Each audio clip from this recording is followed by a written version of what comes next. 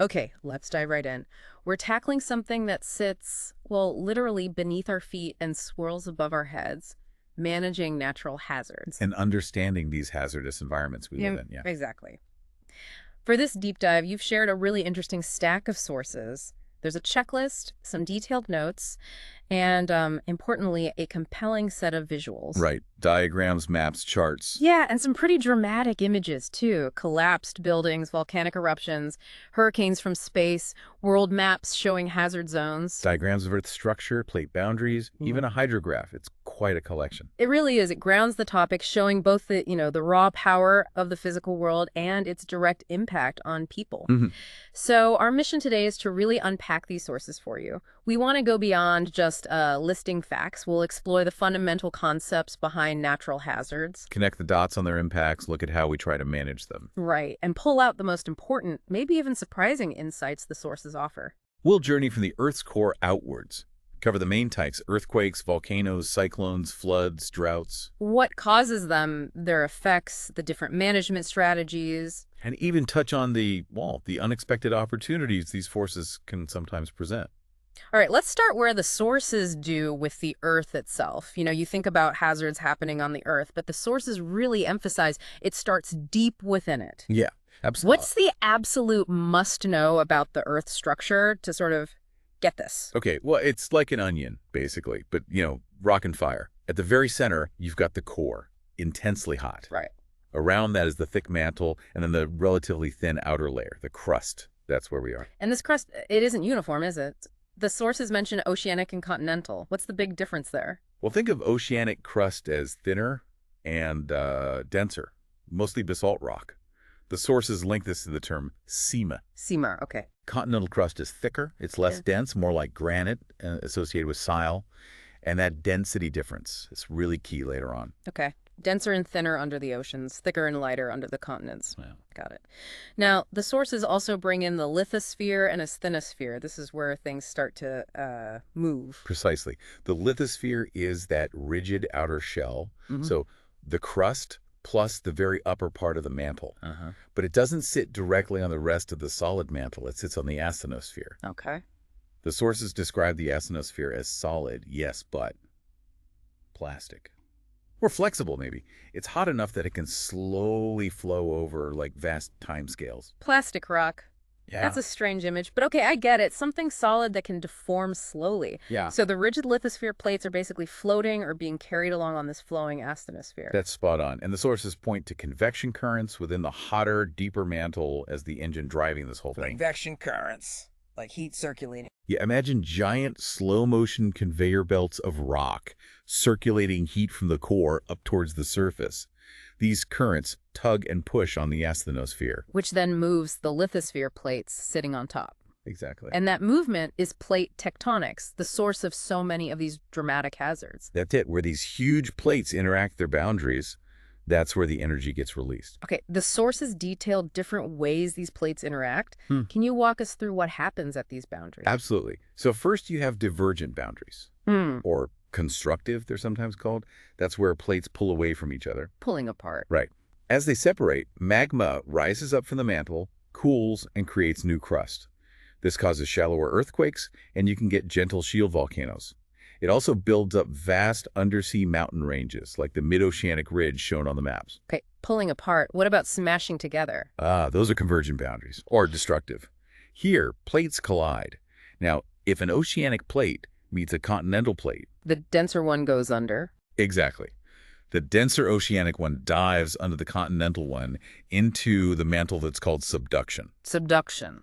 This process creates deep ocean trenches offshore, and it fuels violent, explosive composite volcanoes, often lined up in arcs along the continent edge. And if two continents collide? Well, neither one really wants to subduct because they're both relatively light, So instead, they buckle, they fold, they crumple upwards.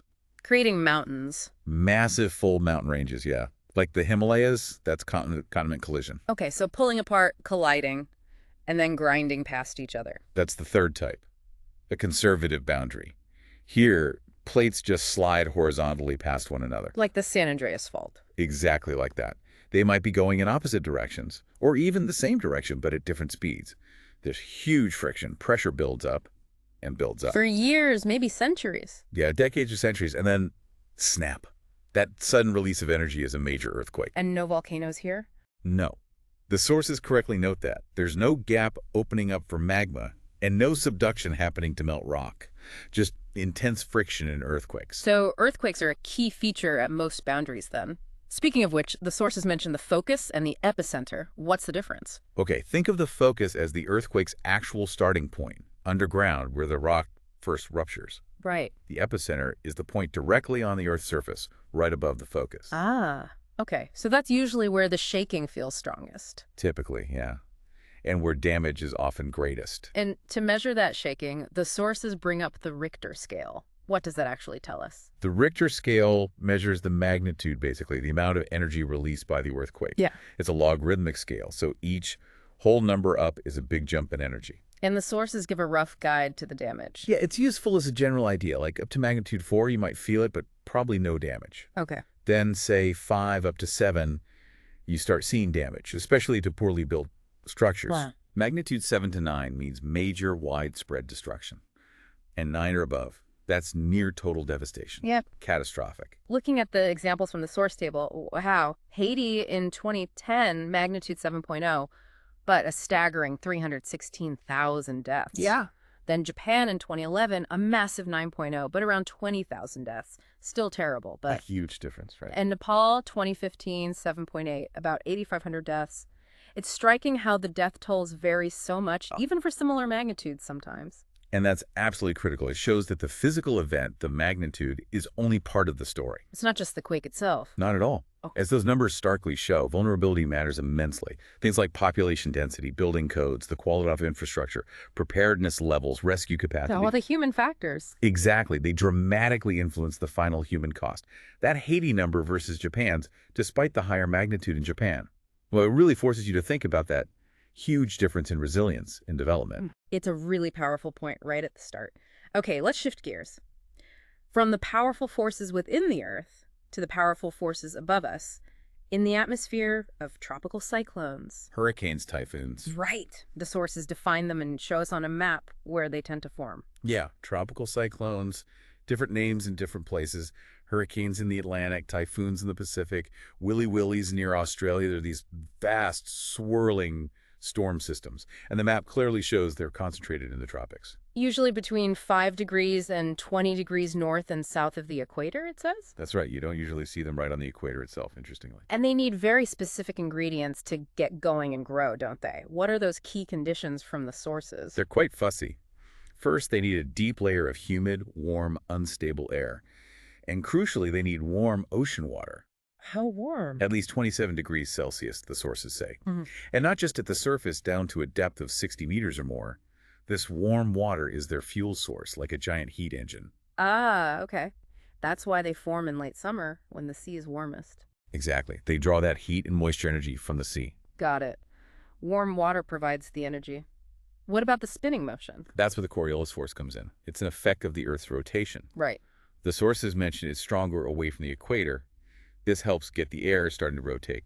You need to be a bit off the equator for that force to be strong enough to really organize the spin. Okay, so not right on the equator. No. Yeah. And you also need conditions in the atmosphere above to be fairly stable, specifically. Minimal changes in wind speed and direction as you go higher up. That's called low wind shear. Why is low wind shear important? Because high wind shear, like strong winds blowing differently at different altitudes, can basically rip the developing storm apart before it gets organized. Ah, okay. So, warm fuel, a bit of spin from Coriolis, and not getting torn apart by wind shear. Makes sense. What's actually happening inside one of these huge storms? Well, you have warm, moist air near the ocean surface rising incredibly rapidly. As it rises, it cools, and the moisture condenses out. Forming clouds. Massive clouds, yeah. Towering cumulonimbus clouds dumping absolutely huge amounts of rain.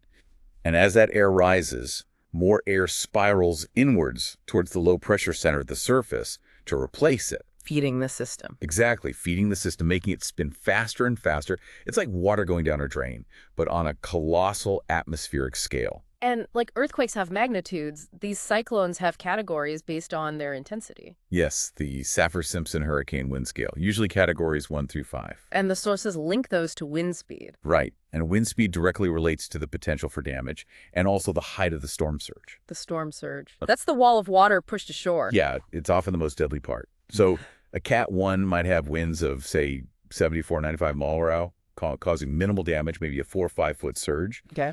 But a Cat 5, you're talking 157 mile per hour winds or more. Yeah. Catastrophic destruction. And the storm surge could be over 19 feet high. Just devastating. Wow. You see those satellite images in the sources, the eye of the storm? It's incredible, the scale. So what makes these massive systems eventually stop? The sources are clear. They lose their energy source, their fuel. The warm water. Exactly.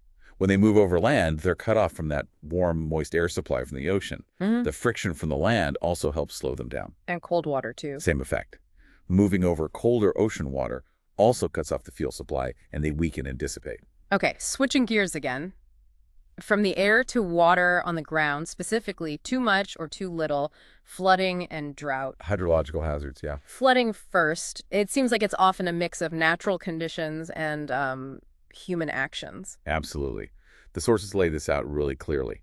On the physical side, obvious causes are heavy, sudden downpours or maybe prolonged rain that just saturates the ground completely. So the water can't soak in anymore. Right. Snowmelt can be a big factor too, especially rapid snowmelt in spring. Steep slopes mean water runs off the surface faster into rivers, if the soil is already saturated or if it's compacted. Like hard-packed earth. Yeah. Then less water infiltrates, so more runs off. And coastal areas, of course, can face flooding from storm surges, like we just mentioned with cyclones, or even tsunamis following earthquakes. And the human influence, how do we make flooding worse? Oh, in several ways. Deforestation is a big one. Trees intercept rain, their roots help water soak into the ground. Remove the trees, and more water hits the ground directly and runs off much faster. Okay. Urbanization is another huge factor, covering the ground with concrete, tarmac, buildings' impermeable surfaces. Water can't soak in at all, so it just rushes into drains and rivers, overwhelming them quickly. Right, I see that. Then there's agriculture. Certain practices, like plowing, can expose topsoil, making it easier to wash away and compacting lower layers. Overgrazing by animals can also compact the soil. Both reduce infiltration and increase runoff. And climate change. The sources mentioned climate change too, yes, potentially leading to rising sea levels, which increases coastal flood risk, and possibly more intense rainfall events in some parts of the world. Now, the sources also show a diagram of a hydrograph. That looks important. What does that chart tell us about flooding? Ah, the hydrograph. Yeah. It's a fantastic tool for visualizing how a river responds to rainfall. It basically plots rainfall, usually as bars, and the river's discharge, meaning the volume of water flowing past a point over time. Okay. So after it rains, you see the river level rise on the graph. That upward curve is called the rising limb. Right. The steepness of that rising limb tells you a lot about flood risk. A really steep limb means the river discharge is shooting up very quickly after the rain starts. Which means water is getting into the river very fast. Exactly. That often happens in urban areas with lots of runoff or areas where forests have been cut down. The water isn't delayed by soaking into the ground. And there's something called lag time? Yes, the lag time. That's the time between the peak rainfall amount and the peak discharge in the river. A shorter lag time means the river is peaking very soon after the heaviest rain, which again points to a higher, faster flood risk. A flashy response, they call it. That diagram really does bring home how those physical and human factors changed the river's response.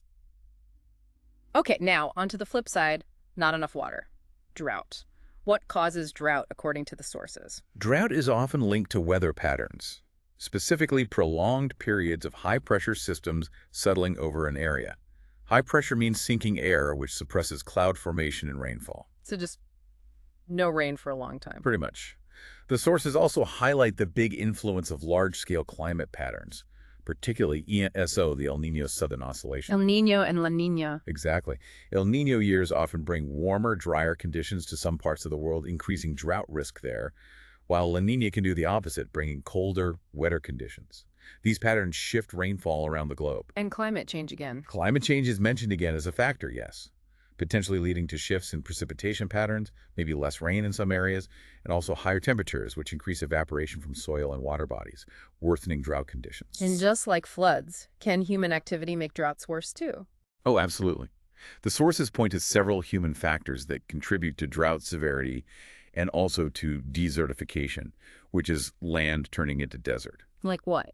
Things like overuse of land, putting too much pressure on it, overgrazing by too many livestock, which damages vegetation and compacts soil, overcultivation, farming practices that degrade the soil's structure and its ability to hold moisture. Deforestation, too? Yes, the deforestation is mentioned again. Yeah. Trees play a role in the local water cycle, releasing moisture into the air, so removing them can make an area drier.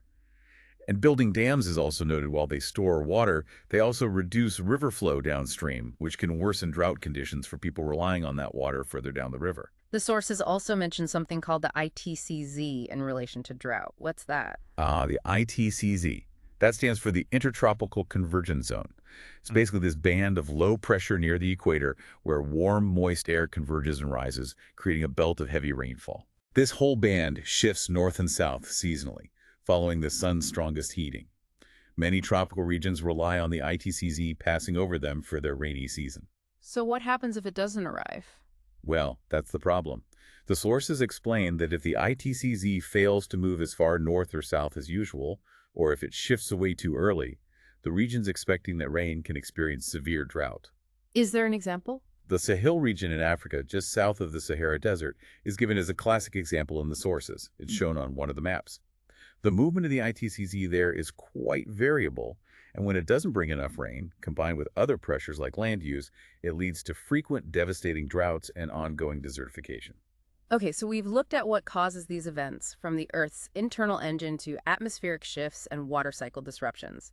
Now, what about the consequences, the impacts? The sources list a lot. Are there common threads? And what's unique to each hazard type? There are certainly grim commonalities across the board. Obvious things like damage to buildings, roads, bridges, infrastructure, tragically, loss of human life, and also loss of livestock and crops. Big economic impacts, too, I imagine. Huge financial losses, yeah. Repair costs, lost productivity. And then there's the environmental damage, loss of habitats, disruption to ecosystems. Water-related diseases like cholera often spike after floods because drinking water sources get contaminated. And the human toll beyond the physical. Yes, the trauma, the stress, the impact on mental health for survivors, that's significant across all these hazard types, a hidden cost almost. What about impacts that are more specific to certain hazards? Okay, so for tectonic events, earthquakes and volcanoes beyond the immediate shaking or eruption, you often get secondary hazards, landslides triggered by the shaking, fires from ruptured gas lines after an earthquake, tsunamis generated by undersea quakes or volcanic collapses. Volcanic eruptions specifically add ashfall, which can suffocate crops and collapse roofs, lava flows that bury everything, and these deadly mud flows called lahars. Destruction of farmland is a big one for both, potentially leading to food shortages or starvation. And tropical cyclones. Their specific calling cards are the intense wind damage and that massive storm surge we talked about. They really wreak havoc on essential services, power lines down, transport blocked, water systems contaminated or destroyed. What? Waterborne diseases are also a risk after the flooding they cause. Flooding in general seems bad for water quality. Yes, contamination of drinking water is a major direct impact of most floods, leading to diseases like typhoid and cholera spreading quickly. And drought. That seems like it has its own particularly grim set of impacts. Drought is insidious. It's a slower-moving disaster, but incredibly destructive in the long run. Obvious things. Plants and animals die. Water sources like rivers and wells literally dry up. Crop yields plummet, which leads directly to food shortages and potential starvation. And the land itself suffers. Hugely. The dry, bare soil is easily eroded by wind, blowing away as dust. This contributes to desertification, fertile land becoming desert. Air quality gets worse because of all the dust. The risk of wildfire skyrockets in dry vegetation. Wow. The sources use some strong language for drought impacts. They did. Words like conqueror, peacebreaker, famine, and death. It highlights the potential for really deep societal disruption. Rural communities might just fall apart as people migrate away searching for water or food. And it can even increase conflict over those dwindling water resources. The term water wars isn't an exaggeration in some contexts. Heavy stuff indeed. So, faced with these powerful and varied impacts, how do the sources suggest we manage these hazards? What can we actually do? Well, the management strategies really span the whole timeline, things you do before an event, things you do during, and things you do after. Okay, what are the common approaches? Common strategies that apply to many hazards. include monitoring systems like seismographs for earthquakes, weather satellites, and radar for cyclones and storms, river gauges for floods. These feed into warning systems to hopefully alert people in time. Prediction and warning. Exactly.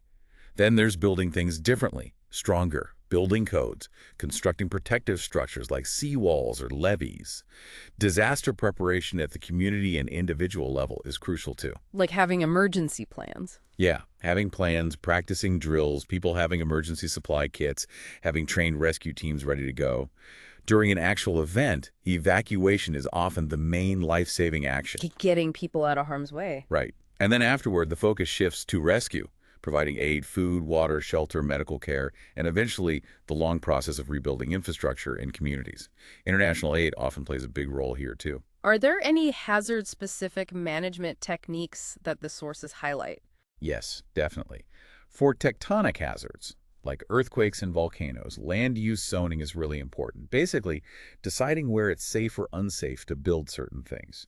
You wouldn't want to put critical facilities like hospitals or power plants right on a known fault line, for instance. Makes sense. For tropical cyclones, having specifically designed robust emergency shelters that can withstand high winds and flooding is vital. For flooding, using those hydrographs we talked about helps in forecasting flood peaks.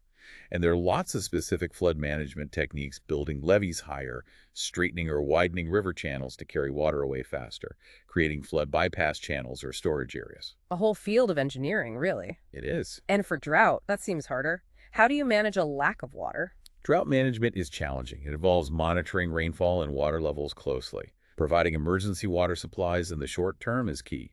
But longer term, it's about two main things: reducing demand and increasing supply. Reducing demand.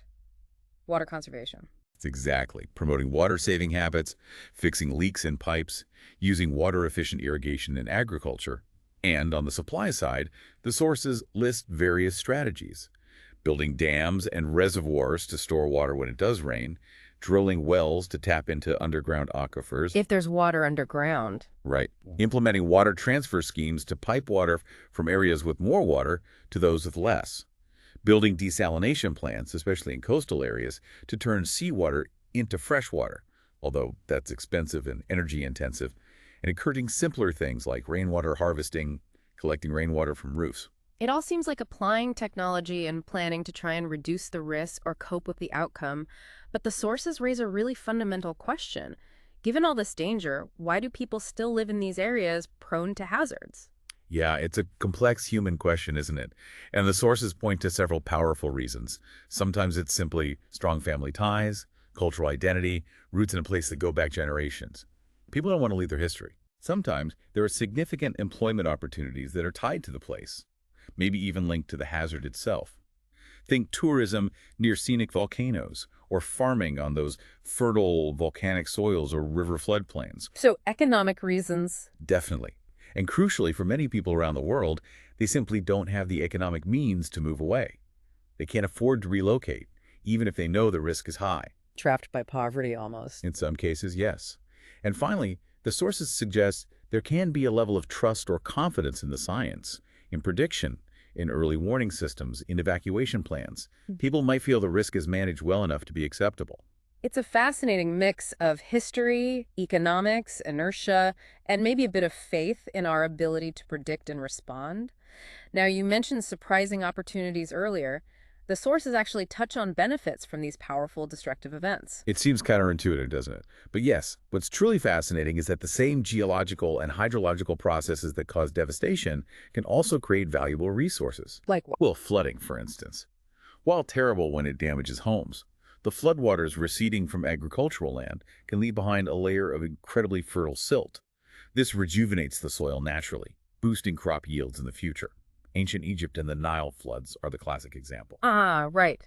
Free fertilizer, almost. In a way, yeah. And volcanic areas, despite the obvious danger, are famous for having exceptionally fertile soils. Volcanic ash breaks down into nutrient-rich soil that supports very high agricultural yields. Anything else from volcanoes? Yes. The processes that bring magma towards the surface also concentrate valuable minerals. Things like sulfur, diamonds, gold, copper. They're often found in volcanic regions, making mining viable. And then there's the heat itself. Geothermal energy. Exactly. The heat from the Earth's interior, often more accessible near volcanic areas, can be tapped for geothermal energy, a clean, renewable power source. So destruction and creation really are two sides of the same planetary coin sometimes. One last thing, the checklist source specifically highlighted comparing management strategies for tectonic hazards between wealthier countries, MEDCs, and less economically developed countries, LEDCs. Yes, that's a really important point the sources flag up. It pushes us to consider the stark reality of resource disparity when facing these hazards. How so? Well, just think about it. The level of technology available for monitoring earthquakes, the quality of building materials people can afford, the enforcement of building codes, the resources available for emergency services, ambulances, firefighters, rescue teams, the capacity for providing aid and shelter afterwards, the speed at which rebuilding can happen. It all depends heavily on economic development. Massively. The strategies available to, say, Japan versus Haiti for managing an earthquake, even one of the same magnitude hitting a similarly populated area, are going to look vastly different. And tragically, the human and economic outcomes are likely to be drastically different too.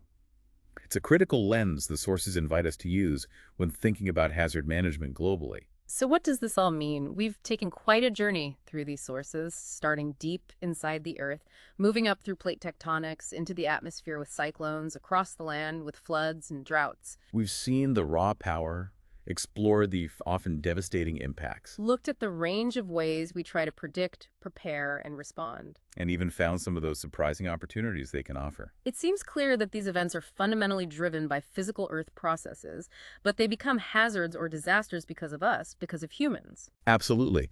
They're inextricably linked to human factors, where we choose to live, how we build our cities, how we use the land, and, crucially, how things like poverty and economic development shape our vulnerability and our capacity to cope. That difference between places is undeniable. It really leaves you with a powerful thought to consider, doesn't it? Given everything we've talked about today, the physical causes, the way human actions influence risks like flooding and drought, those stark differences in resources between countries, how do you think we, as a global society, can best navigate this? How do we balance living on this dynamic, sometimes dangerous planet with building resilience for everyone, ensuring some kind of equity and protection, and maybe even harnessing those strange opportunities these forces present? What does really understanding these processes mean for how we prepare for the future?